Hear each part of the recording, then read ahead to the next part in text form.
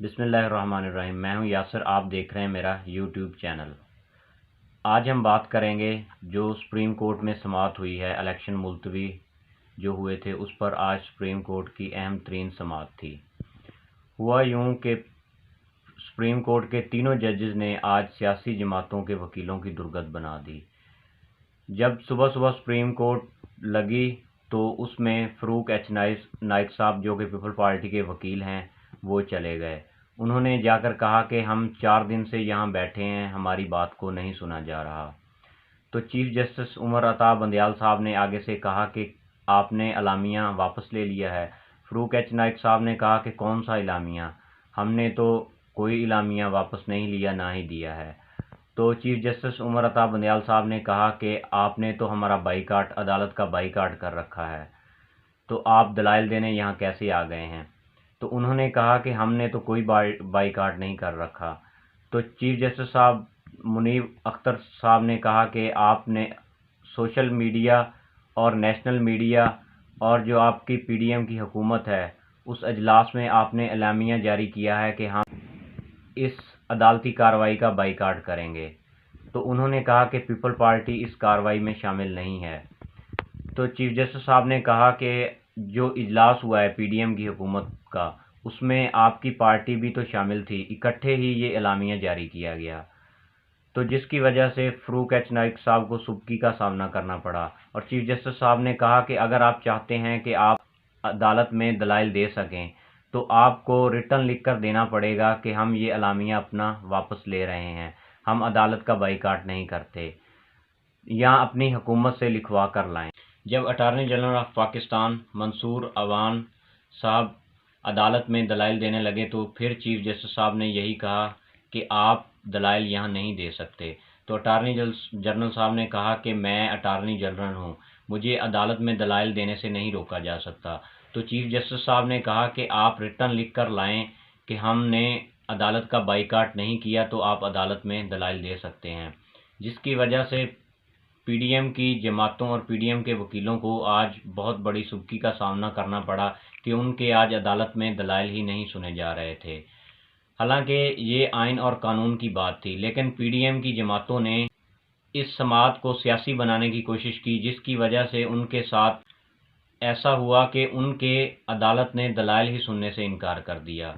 अगर ये लोग आइन और कानून का साथ देते तो आज इनके साथ ऐसा नहीं होता। जो भी जमात आइन और कानून से फरार की राह इख्तियार करेगी उसके साथ ऐसा ही होगा। अब पीपल पार्टी इसमें शामिल तो है बज़ाहिर, लेकिन वो एक साइड पर है।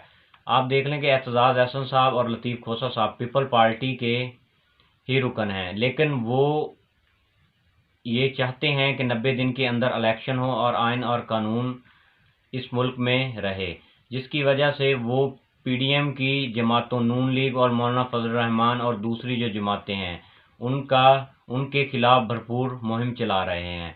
उन्होंने वकला कन्वेंशन से भी आज खिताब किया है। आज अदालत ने सेक्रेटरी ख़जाना और सेक्रेटरी दिफा को भी तलब कर रखा था। तो सेक्रेटरी ख़जाना और सेक्रेटरी दिफा जैसे ही अदालत में गए तो उन्होंने जज साहिबान को कहा कि आप हमसे अलहदा कमरे में बैठकर गुफ्तगू कर लें, हम इस पर डिस्कशन अलहदा से कर लेते हैं। जिस पर चीफ जस्टिस साहब ने कहा कि ये एक आइनी दस्तूर है, ये कोई सियासी मीटिंग नहीं है कि हम आपके साथ अलहदा एक कमरे में चले जाएं। उन्होंने बिल्कुल ही इसे निगलेक्ट कर दिया और उनका मूड यही था कि 90 दिन के अंदर इलेक्शन होने चाहिए और वो आइन और कानून के मुताबिक ही चल रहे थे। तो उन्होंने सेक्रेटरी ख़जाना से कहा कि 20 अरब रुपए चाहिए इस इलेक्शन के लिए। ये इतनी बड़ी रकम तो नहीं है जिसकी वजह से इलेक्शन रोक दिया जाए। आप इस 20 अरब को इलेक्शन कमीशन को दें ताकि वो इलेक्शन करवाए और इसमें कोई भी रखना ना डालें जिससे इलेक्शन में बदमज़गी पैदा हो। अगर ऐसा हुआ तो सारा मलबा अदालत पर आकर गिरेगा। तो आगे से चीफ जस्टिस साहब ने फिर ये कहा सेक्रेटरी दिफा को कि दहशतगर्दी तो 1990 से चली आ रही है, तो अब कौन सा नई दहशतगर्दी हो रही है इस मुल्क में, या अफरा तफरी का माहौल है जिसकी वजह से आप चाहते हैं कि सिक्योरिटी खदशात हैं, इलेक्शन को रोक दिया जाए। तो ऐसा बिल्कुल भी नहीं होगा, बहुत थोड़ी सी नफरी चाहिए इलेक्शन करवाने के लिए। तो अदालत ने कहा कि इसका हल भी कोई ना कोई निकाल लेंगे, आप इलेक्शन की तरफ एक कदम बढ़ाएं। آج وکلا برادری نے بھی احتجاج کی کال دے رکھی تھی۔ انہوں نے آج سپریم کورٹ اور چیف جسٹس صاحب کے ساتھ اظہار یکجہتی کرنی تھی۔ انہوں نے مختلف ٹولیوں کی شکل میں سپریم کورٹ کے آگے پہنچنا شروع کر دیا۔ انہوں نے ہاتھ میں سپریم کورٹ کے حق اور چیف جسٹس صاحب کے حق میں پلے کارڈ بھی اٹھا رکھے تھے۔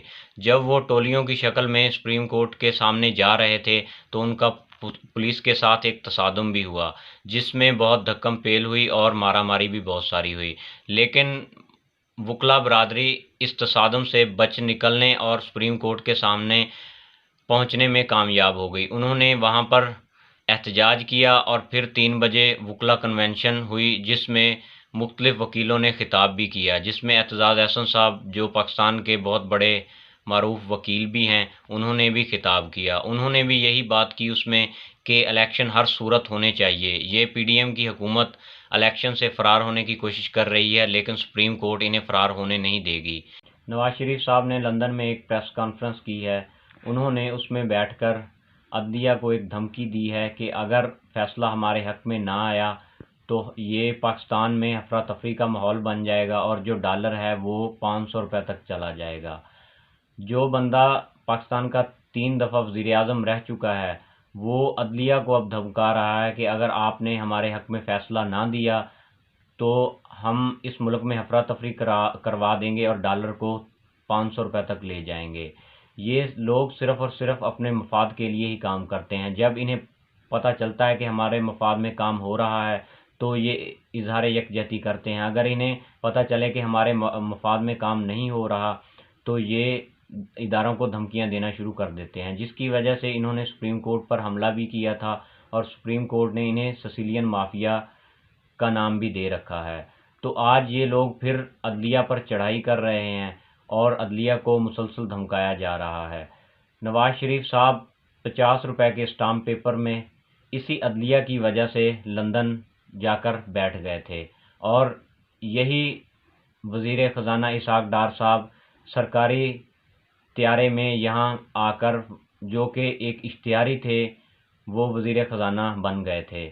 یہ عدلیہ کی ہی وجہ ہے کہ یہ لوگ اس طرح دندناتے پھر رہے ہیں۔ اگر عدلیہ انہیں گردن سے دبوچ لیتی اس وقت تو یہ آج لوگ پاکستان کو اس طرح دھمکیاں نہ دیتے اور پاکستان میں پرامن ماحول ہوتا۔ اپنا بہت سارا خیال رکھیے گا۔ میرے چینل کو سبسکرائب کر دیں، میری ویڈیو کو شیئر کر دیں، بیل آئیکن کو دبا دیں تاکہ ہر آنے والی ویڈیو آپ تک پہنچتی رہے۔